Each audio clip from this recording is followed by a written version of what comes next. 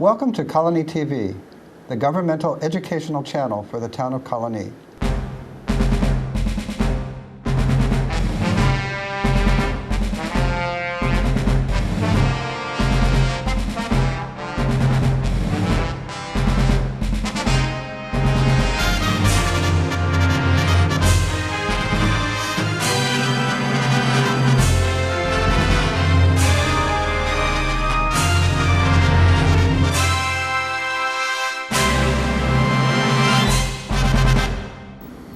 Well, welcome to So Many Books, So Little Time. My name is Joe Nash. I'm here with Zina, Shevchik. We're both librarians here at the Colonie Library. Today we have a special edition. Zina and I usually talk about new books. However, today we're going to be talking about audiobooks, not necessarily new. Zina and I are both big readers of, or not big readers, big listeners. Listeners. There you go. Zina and I both are big listeners of audiobooks, so we thought we'd have a show to talk about why we love them, why we listen to them, what we like about them, what maybe we don't like, some of our favorite readers, some of our favorite audiobooks. So I was going to welcome Zina. I don't know why I'm saying welcome, but it's okay. So let me just start. I'll just start quick. You know, audiobooks are relatively new compared to the book world. I mean, they started with just cassettes, if you remember, back in probably the 70s or 80s. Recorded books was one of the only games in town. I think in the old days there may have been some on records, not whole books, but you know, I think maybe you remember listening to like Shakespeare plays on a record, or I remember in school. Yes, I remember the record album of Hal Holbrook doing Mark Twain Tonight. That was another one. They weren't really books, but an audio experience. And then they came along at cassettes. Then they went to CDs. And now they're downloadable, and I think I just read, it's over a $1 billion business in America. A lot of people like listening to books. They say it saves time, and then they can, I'm not sure, it takes the same amount of time to listen as to read, but you can do other things. You can exercise. It's multitasking. It's part of our culture now, where we're multitasking. Definitely, we're driving. Yes, I listen in cars a lot when I'm driving around or on a long trip. I'll get to that. So why don't we start with what do you like about audiobooks? Well, besides the fact that I can do more than one thing at a time, which is a part of our culture these days, it is storytelling at its best. I mean, I was a compulsive, obsessive reader when I was a kid. I always had my nose in a book, and I suspect that's the general history of librarians anyway. And the storytelling was something very new to me. And I picked it up about 10, 12 years ago, listening to CDs here in the library. And the first book I listened to was The Secret Life of Bees. I have to look at my notes. Susan Kidd Monk, and it transformed my attitude toward listening to books being read. I don't know how much earlier than that, which would have been the early 2000s. It was popular in libraries. I don't think we had much of a collection in the 1990s here. The sound of the reader, who at that book was Jenna Lamia. She brought a Southern accent and a slow-paced reading of Secret Life of Bees, which to me just evoked the atmosphere of the 1960s civil rights era in now, the South. When your daughters were young, did you read to them? Yes, I did. And I actually used, now that I think about it, I used a couple of cassettes, always music cassettes, when I was trying to get them to relax. And I did use a few cassettes that read stories to them in the car when we were traveling. So that reminds me. Well, I would say there is something about the human, part of the human being's makeup of narrative and being told a story. I mean, let's not forget, the first storytelling, Homer. Well, he's the first sort of recorded one, but sitting around the fire. I hate sitting on the fire, but everything was oral back then. Right. So all storytelling was oral. Right. They didn't have CD players and stuff. Right. But let me read you this one little quick thing, because I actually did some research for our show Good. here. This is from the neuroscientist V.S. Ramachandran. This goes to what I was just saying about this human. I think there's part of our human makeup wants to be told stories. I mean, Well, I'm interested in what you Okay. have to say, because my sense is, speaking of senses, is that obviously you're using a different sense when you're listening versus what you're doing when you're reading, and I'm interested in Okay. what the difference in the brain. all right, well, then listen to what he has to That's say. good. Go. All right, this is, he says, and this is a neuroscientist studies the brain. Language comprehension and production evolved in connection with hearing, and he has hearing all in capital letters, evolved in connection with hearing probably 150,000 years ago, and to some extent is hardwired into our brain, whereas writing is only 5,000 to 7,000 years old, partially going piggyback on the same circuits, but partially involving new brain structures like the left angular gyrus. I'm not sure where that is, but he says here, damage to which, if you damage that part of your brain, it disrupts reading and writing and arithmetic. And so he concludes, he says, so it's possible listening, all in capital letters, listening to speech, including such things as cadence, rhythm, and intonation, is more spontaneously comprehensible and linked to emotional brain centers, hence more evocative and natural. Well, So what I do would think, music. Music is certainly primal, I would say, and so it makes sense that the voice is also. But if you read a lot, you obviously like stories, like narration, and I think it's a human thing. So many things are, even our politics is in a way, is storytelling, really. I mean, Reagan and the great communicator, someone who can move an audience in some way. So I probably listen to more books now than I read. I would say in the last 5 or 6 years, I listen maybe to more than I read, but I listen to tons of them. And my first one, I'll go back to my first one. Between 1990 and 1996, I lived in Philadelphia, and I came back a lot. And I think at the time, I may have only had 10 cassettes in music, and I was tired of all of them. So I thought, well, all right, I'll listen to a book. I mean, because I'm a big reader, why not? And I remember listening. So this is in your car, in my car, between Philadelphia and I just thought this is when I started, listening a lot. And I listened to Christopher Plummer reading Goodbye, Mr. Chips. And it's a short book. And I just remember driving, and it was a wonderful book. But Christopher Plummer, I mean, yes, it was really good. And then and it was only, like, if I remember correctly, it was only 2 cassettes. It was short. It's a short novel. Yes.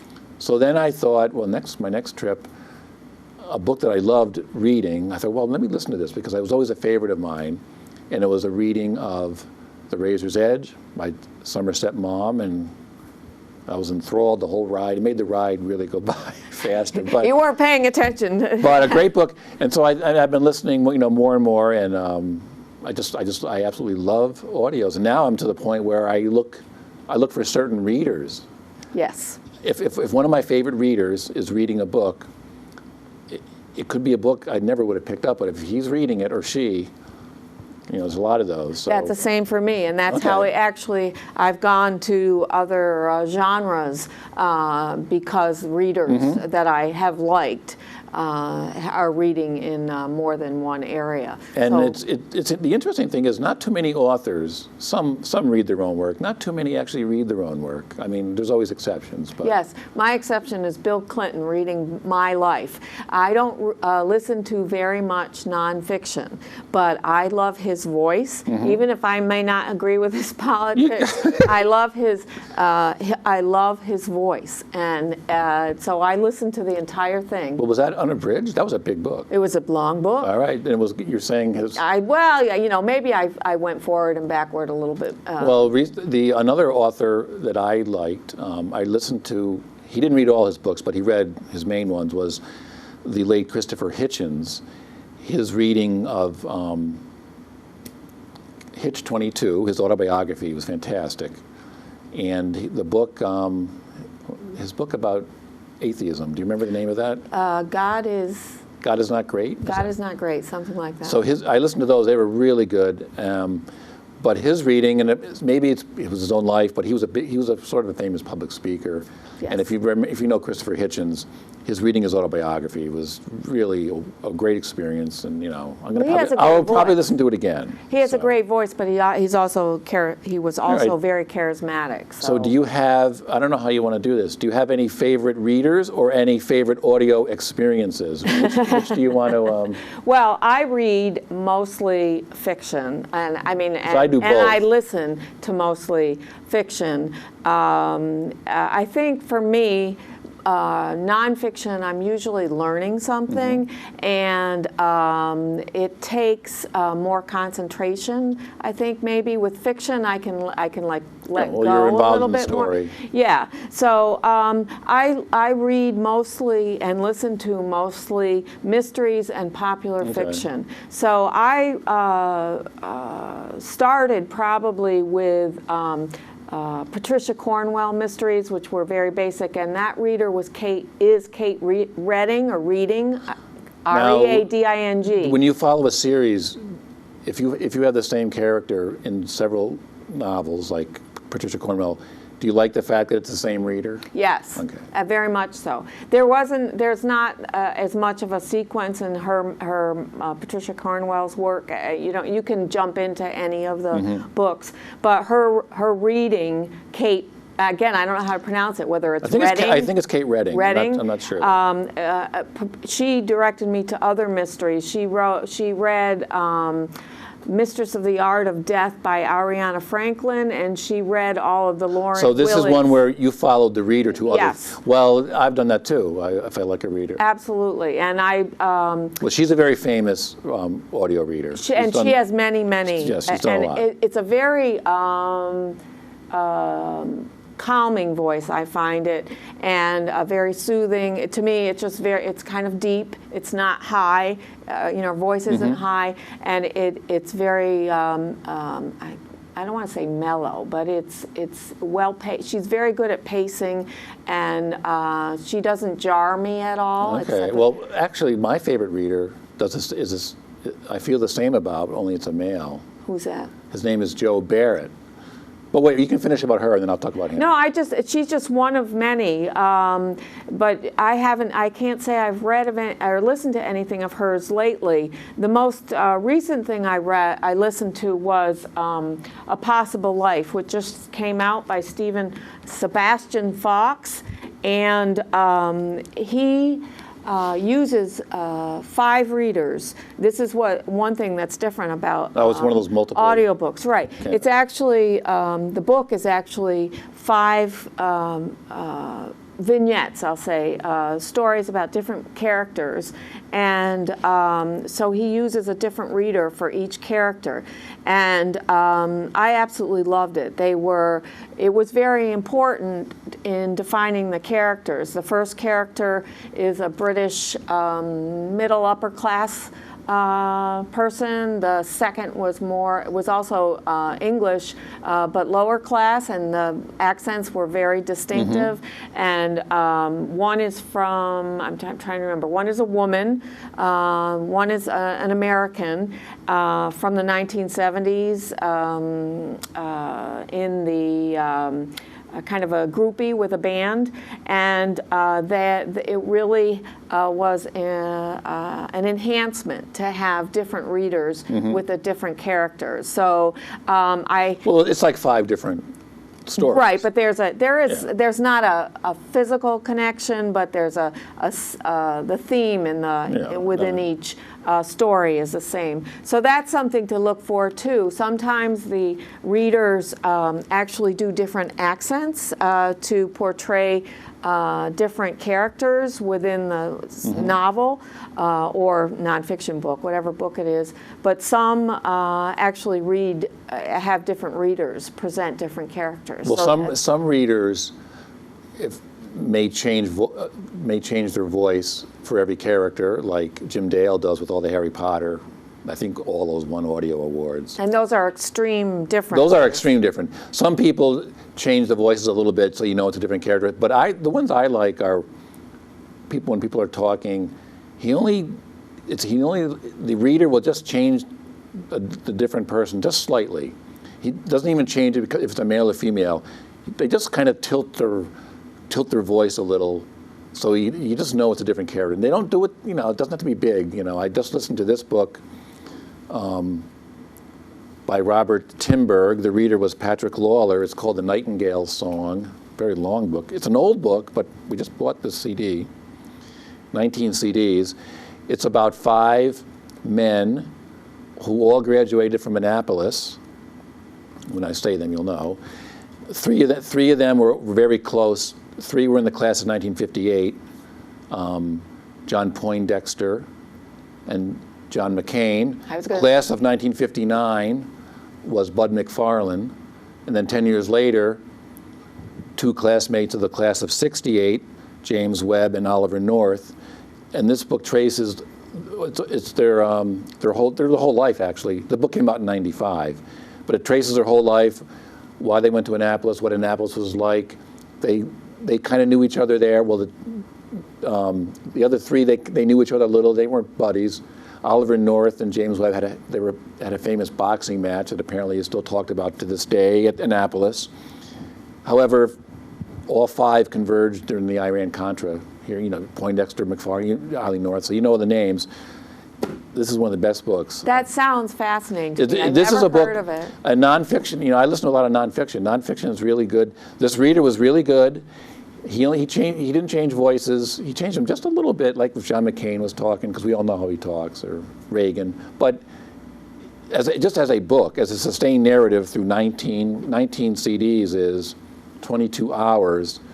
There were times when I was driving, I took a couple of extra spins around the block for the chapter. I understand that. But a great book is called The Nightingale Song. So this is an example of, you get caught up in a long book. Yes, there are. And again, this book, if you know the characters I just talked about. Yeah, see, now, I would never have picked that up probably on my own. Well, that's a book I always wanted to read. But the fact that you listened to it and liked it will make me really want to try it. Yeah. I do agree that sometimes this story, I just don't want it to end, and that's usually when I go for the reader. Well, you said you don't like to listen to nonfiction too much. No, I don't usually, because then I have to concentrate, and usually, whether I'm driving, something's happening on the road, or I'm listening to it when I'm cooking dinner and something else happens in the household. Let me just say, I listen to a lot of nonfiction, and I think you should try to overcome that. You don't, because it's a narrative. I don't think you have to concentrate more just because it's a book of political history. I don't think you really have to concentrate more than if it's a novel. Well, I got through a little bit of nonfiction. I mean, I wrote down some of the things that I did listen to. I remember we talked about the Oath and the Supreme Court. They were both Jeffrey Toobin. Yes. They're 2 different ones by Jeffrey Rosen and one's by Jeffrey Toobin, and both of those books I thoroughly enjoyed.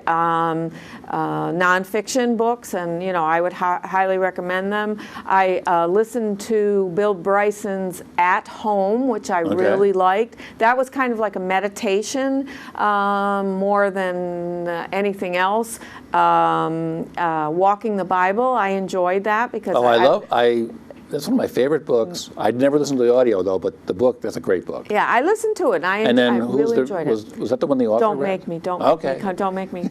I didn't write down the author, and I can't remember who it is, and it's terrible. I think it's somebody who's written quite a bit. Okay. So, and I listened to Walk in the Woods. Another Bill Bryson. Yeah, but I do have some other, and we have another librarian on staff who listens to a lot of audiobooks, and she highly recommends Sweet Judy Blue Eyes by Judy Collins. Her autobiography? Yes, her Okay. autobiography. The Greater Journey by David McCullough, which is about Americans who went to Paris. In the 1800s? Yes. But that reader, Edward Herman, is one of the great audio readers. Okay, He's see, I someone- didn't know that.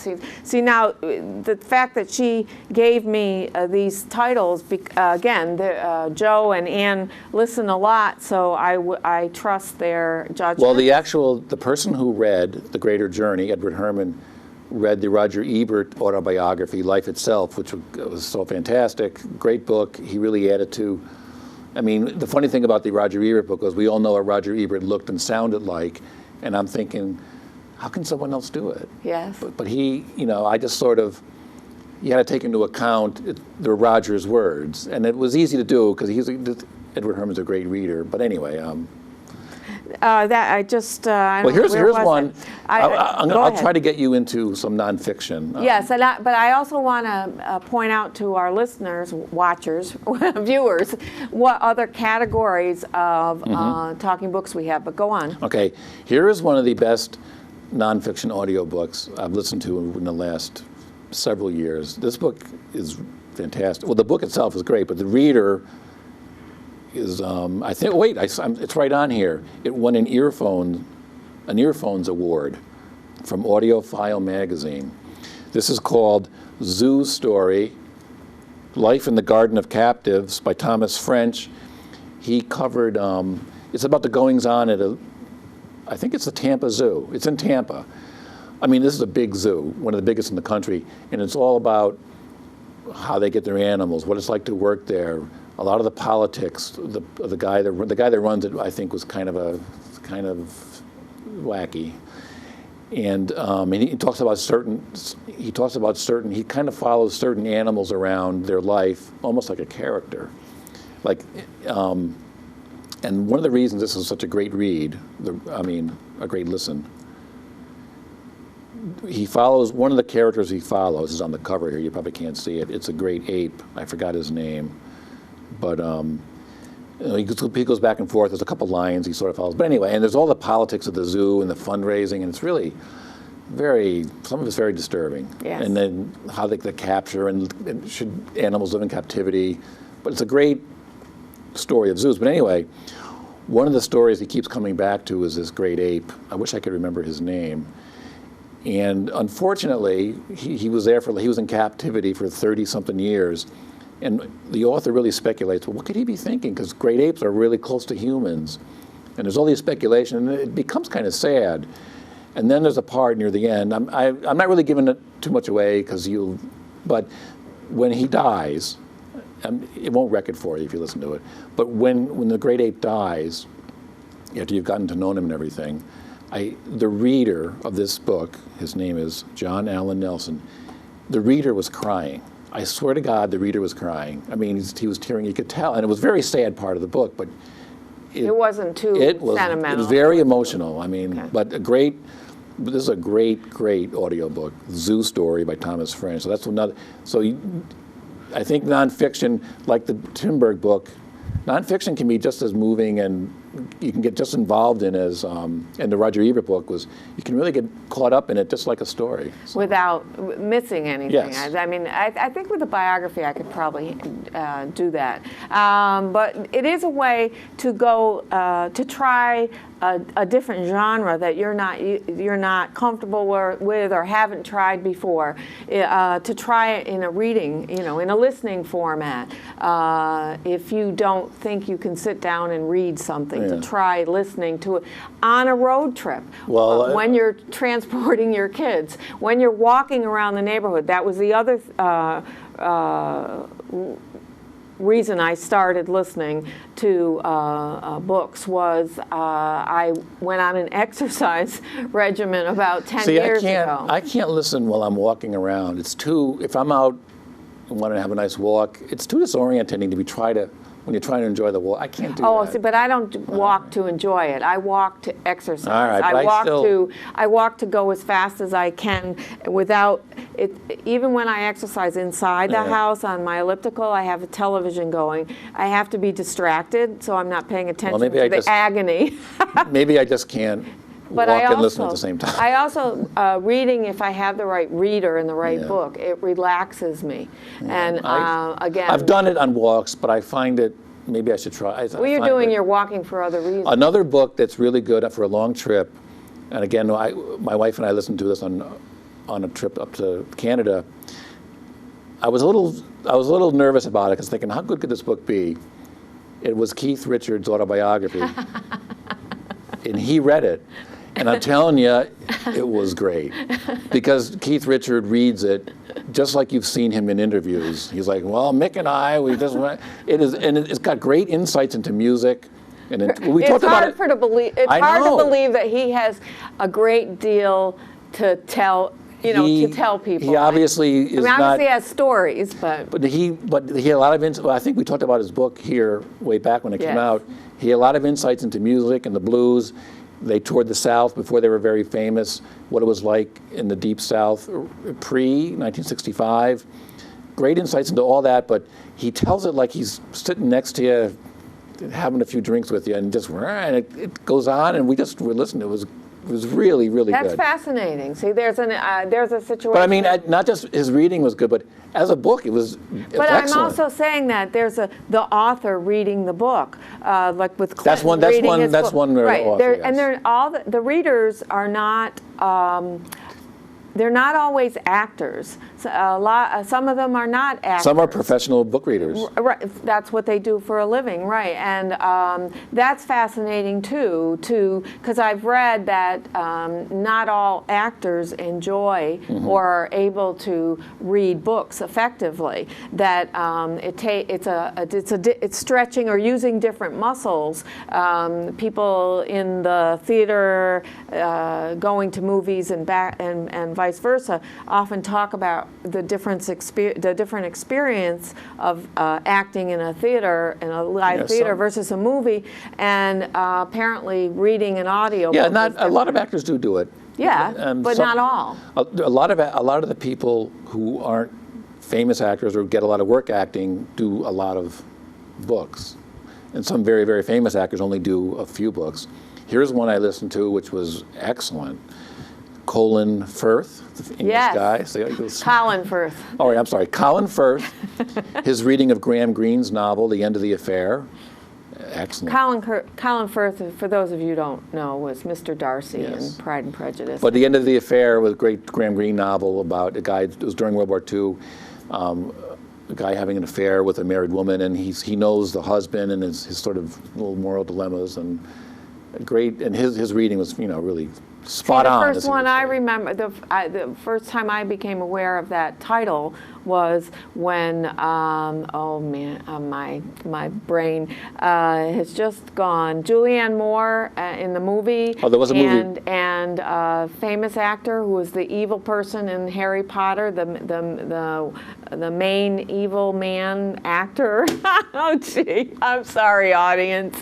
Oh, you mean the movie End of the Affair with Julianne Moore. Okay. So I never even thought of it as a book, which is something that I think people in our culture now, they see a movie and then they learn that it came from a book. Yeah. So, see, The End of the Affair, I'm not even sure I knew was a book. So that gives that gives me something to try. Although today everyone's coming in to reserve The Great Gatsby, but I think everyone knows that that's a book.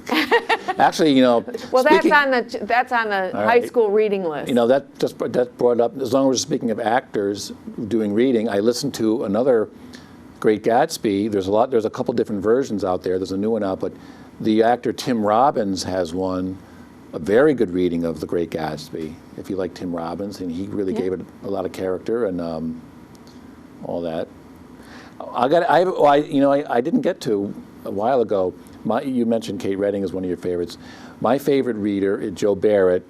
Some of the books he's read, he has sort of a gravelly not really gravelly, but calm, soothing. And the books he reads are sort of meditative in a sense. He did The Lay of the Land by Richard Ford, which is, you know, a lot of it takes place in the main character's head. His mulling over his life. He's like in his maybe 40s or 50s, or his 50s. Excellent book if you like Richard Ford, and his reading, fantastic. He's read A Prayer for Owen Meany. I know that's one of your favorites. But this is mentioned, you know, whenever you look up on the internet, people's favorite audiobooks, top 10 audiobooks, this is up there as a favorite because, as you know, when Owen Meany talks in the book, it's always capital letters, and he did something, he made his voice different. But other than that, you know, great reading of Prayer for Owen Meany, fantastic. And he read, I've already listened to this twice, plus I bought it, so I know I will listen to it again. Joe Barrett also reads Saul Bellows' novel, Henderson the Rain King, which is one of my all-time favorite books, but his reading, again, you know, if you know Saul Bellow, he's very meditative in the sense of thinking about what it all means. What Grand thing. But then it's about a guy in his mid-50s having sort of a little crisis, and he's trying to figure out what he wants to do with his life still, but he's trying to figure out what it all means in typical Saul Bellowian fashion. And he goes to Africa, and he sort of hooks up with these two different tribes, and they go on these kind of crazy quests. But it's kind of funny, but very kind of serious. He ends up in this cave with this chief with a lion, and they have this big philosophical discussion of life. And Joe Barrett's voice is great for long philosophical discussions, but they're funny. I mean, he's a really good reader. And what else did he read? Oh, he read John Cheever's novel, The Wapshot Chronicle, which is excellent. And he does nonfiction too. Remember the book you talked about several shows back about the doctor on Island Practice? On Nantucket, yes. Island Practice, which he does the reading of that. That was I listened to a clip, and I think he did a little of a New England accent. Yeah, so. Excellent. And he's also, I'm in the middle of listening to now, he's reading an old classic. One good thing about audios, I like to go back and either reread books I read 20 years ago or read a classic I always wanted to read. But this is one of my favorite books from, I can't say 20 years ago anymore, it's more like 30, but remember Blue Highways? Yes, by I William do. Least Heat Moon? Moon, yeah. Well, Joe Barrett just did a brand new version out that he does the reading of, and so there's Joe Barrett, a great reader. So reimagining when it's read. I mean, again, if it's something from a while ago and you want to expose yourself to for the first time or revisit. I have here another one I've mentioned on the show a few times. This is Stephen King, who's big on audiobooks.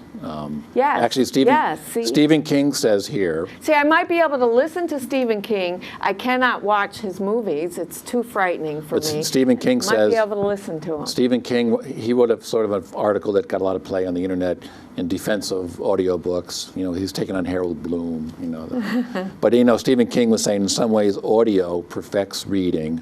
Because Harold Bloom was saying, well, for reading you got to be able to read deeply and go back and check. But Stephen King says, hasn't Harold Bloom ever heard of the rewind button? Or just replay it. What's the big? I think some other quotes he had. Stephen King, he says, when they're good, he goes, but man, when things are really good, they are really good. And he emphasizes really, and he concludes by saying, all apologies to Mr. Bloom. The spoken word is the acid test. They don't call it storytelling for nothing. So Stephen King, great defense of audiobooks. I just meant to mention his favorite audiobook, he gave it top 10, is also one of my favorites. And this one's kind of beat up because it's gone out so much, but I think I've mentioned on our show before, the late actor Ron Silver read 5 Philip Roth novels. They're among the greatest audiobooks I've ever listened to. Ron Silver, and his reading, this is his reading of American Pastoral. This is Stephen King's favorite audiobook. It's fantastic. That's quite an accolade. Because Ron Silver, I think, he captures sort of that Jewish with cadence, you would think, right? That cadence works. And talk and pronunciation, and I think he's from New York City. I'm not sure, but it's just really. The accent and sounds like it, yeah. Ron Silver reads American Pastoral, I Married a Communist, The Plot Against America, and he reads one of the short stories in Goodbye Columbus. So his readings, Ron Silver doing Philip Roth, are great. So that's another one where he was an actor too, where it really came off. And Philip Roth, actually on the books they say directed by Philip Roth. So Philip Roth had a hand in them. So there's an instance where I don't know how often the author really gets involved, but he actually hand chose Ron Silver, and before he died, only Ron Silver could do his books. But then, unfortunately, he did die at a young age. But yes, I read about recently. I read about that some authors do choose. I think Wally Lamb chose. Well, there's a lot. Chooses, like, he wants George Goodell to read all of his things, and because he thinks that George Goodell gets to the essence of what he means in his novels. I think recently Ernest Hemingway's books were never on audio, and within the last 10 years, Scribner's did do them all, and they chose some famous and not so famous actors to do them. There was a big review in the Sunday New York Times a couple weeks ago, but I listened to two of them. And again, I think I mentioned it because I've talked about audiobooks a little bit on our show before, but right. The two I listened to, William Hurt reads The Sun Also Rises in a very slow, laconic, is that the word? That's the word. And you don't think of Jake Barnes that way, but it really seems to fit it. He's like pondering everything, and I think Jake Barnes, the character, is like that. And he does some accents. The character, I forgot his name, William Hurt, does a great Scottish accent, because one of his buddies is Scott, when they're out drinking. Because there's a lot of drinking in The Sun Also Rises, if you remember. And the other one was John Slattery, the guy who plays Roger on Mad Men. Absolutely brilliant reading of A Farewell to Arms, because it takes place in Italy, World War I. When the Italian guy's talking, he has a great Italian accent, and he does the main story. So that's another good one. I think another actor does. Well, they all had different actors, so I can't think of the guy now that does all the short stories. But anyway, do you have? I just want to make sure that people know that we have audiobooks in all genres. I mean, there's comedy. We have here The Adventures of Superman from the archives of DC Comics, classic radio shows. Joe buys the other thing lot is, of this. if you listen to the radio show Selected Shorts on NPR or on WAMC on Sunday mornings and Tuesday nights, I think they're still on, a lot of those are collected in sets. We have, I think, 15 or 20 of them. I think we have almost every Selected Shorts one there is. If you like that radio show, that Selected Shorts is another show that got me into audio, and they have a lot of famous. Their readers are a little more famous because he gets a lot of actors to read them. On this one, there's a great reading. Stephen Colbert reads. I know we think of him as sort of he's a comedian. He doesn't read something funny? This one's called Even More Laughs. This is a kind of a funny story by T. Cor Hesson Boyle. It's funny, but it's sort of serious funny. And Stephen Colbert, also on one of these Selected Shorts, reads the Ray Bradbury story, The Veldt. Unbelievably creepy. I mean, you don't think he's a perfect voice for it, because it's creepy but funny, but it's scary if you know that story by Ray Bradbury. So Stephen Colbert, a great reader. Some of the these are all, on Selected Shorts. They usually have New York City. It's filmed. It's not filmed. It's taped in New York. So he has a lot of actors.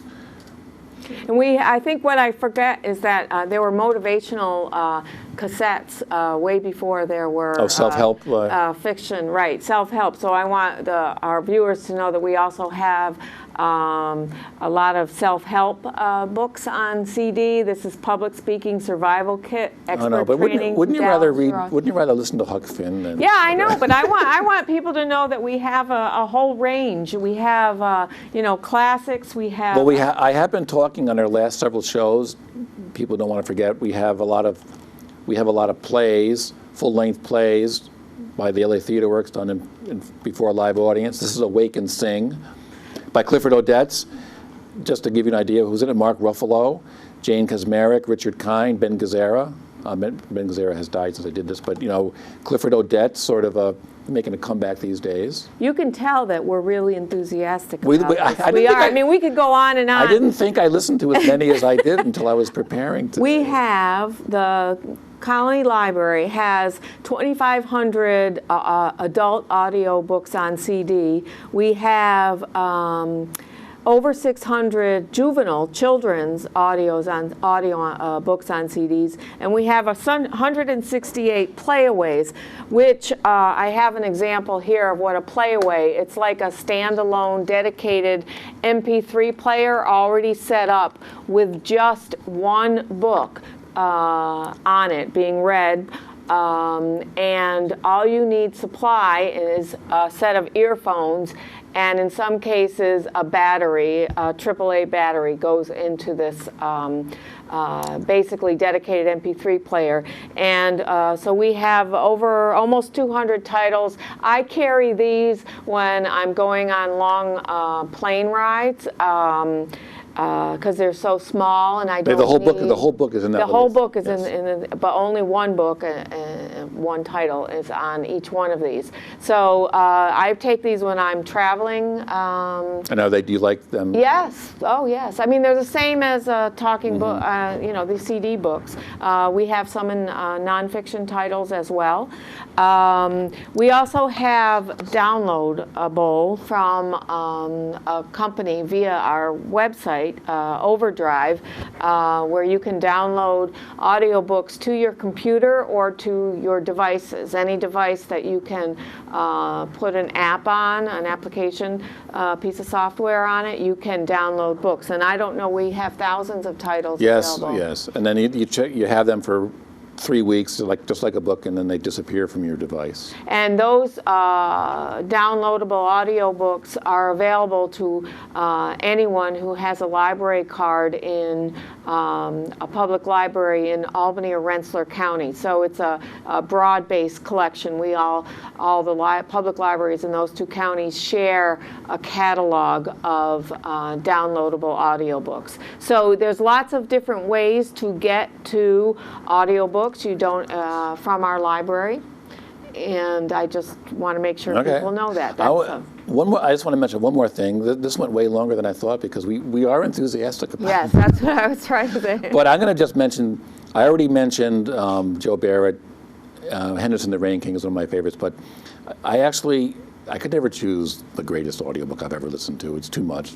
Ron Silver, but I have 3 here that I remember distinctly as very great listening experiences, I guess emotional, but just you really got into it. And they were great, mainly because first off, they were great books, but the readers really raised the level of these 3 to something you just made it 100 times better than the book itself. And they were great books, but I will mention them. This could be like the greatest. This could be like the best one I've ever. It's mentioned. Their Eyes Were Watching God by Zora Neale Hurston, read by Ruby Dee, is, if you've ever listened to that. Better than the book. Well, I mean, it just gave it a level of, like you were saying about Secret Life of Bees. Yes. She just brought something to it. Well, that's such an acclaimed book that yes. She just brought something to it that was off the charts. Okay. And Christopher Tambouri's reading of Middlesex by Jeffrey Eugenides is pretty amazing. I mean, I think Christopher Tambouri might be Armenian. I think in the book they're of Armenian descent. Yes. And the way he captures, particularly that opening scene with all the family sitting around, the baby's born, and that opening scene is just amazing. Well, the whole book is great, but he really captures. I don't know what he captures something that raises that book to even more than it won the Pulitzer Prize and all that, but he brought it up a notch. And I don't know the reader of this, but another great, and this is another book that really got me into audiobooks because it was so fantastic. I'm like, I gotta start listening more, but Ann Patchett's book, Bel Canto. I think the reader is it Ann Fields maybe? I'm not sure of the reader, but the audio of Bel Canto is unbelievable. Well, you just mentioned two books, Bel Canto and, oh gosh, what was the first book? Their Eyes Are Watching God. That most people will be familiar with. I mean, I know a lot of book clubs have tackled Bel Canto, so they might be that might be good places for people to start. And I don't have any titles like that. Yeah.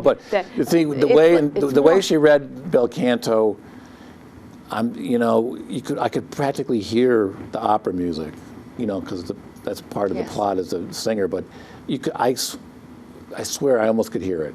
I think I did a few times. So I can say that Joe is a reliable reviewer of audiobooks. So he's only steered me wrong a couple of times. So So we didn't even get into how some readers, if you don't have a good reader, I mean, I've turned them off after maybe half an hour. I can't. It just doesn't. There's one book that's new, and I don't. It's not a bad book. It's just that I couldn't listen to it. It's by A Week in Winter by Maeve Binchy. She died, and this was her last her last one. book. And the reader had such a Irish accent. Severe.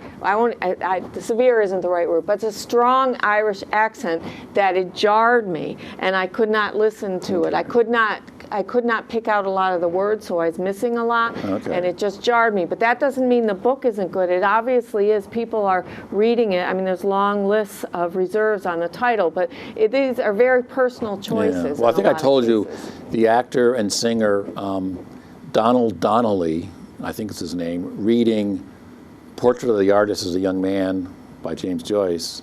Didn't do it. No, it was fantastic. Oh, I thought I was in Dublin in 1905 or whatever that year it is. There's some scenes in there that are. Did I mention the? Do you know that one or? No, I don't. Portrait of the Artist. I know the book. Well, he just gave it. He gave it something that, particularly, there's a scene when the priest is telling the boys, what will happen to them if they go to hell. And he does. You did tell me about that. He does this voice. You think you're listening to a priest in Ireland, 1905, they were kind of serious back then, but you're like, oh my God, no wonder Ireland's the way it is. I don't know, but it was great. And he didn't overdo he's from Ireland, but it wasn't severe. It was great. See, so you can handle All right, that. so I just want to say that I'm going to try to make a list of the books that we've mentioned on this show at the end, to have scrolling after this show. Okay. So, because people will not be happy that they didn't have a piece of paper, a pencil while we were talking. Okay. We probably should have warned people. But I will try to put a list of at least some of the books that we mentioned to scroll at the end of this program. All right, very good. Well, I think we did. I think we shared our enthusiasm for audiobooks, Zina and I. We hope you enjoyed it. And if you have any questions, call Joe. Zina and I, our emails are on our website if you want to talk to us about audiobooks or recommend an audiobook. Yes. So I guess what can I say? Happy listening. And then next time we'll be back with our regular format talking about books, the physical books. So we'll see you next time. Printed books. Okay, printed books. So we'll see you next time on So Many Books, So Little Time.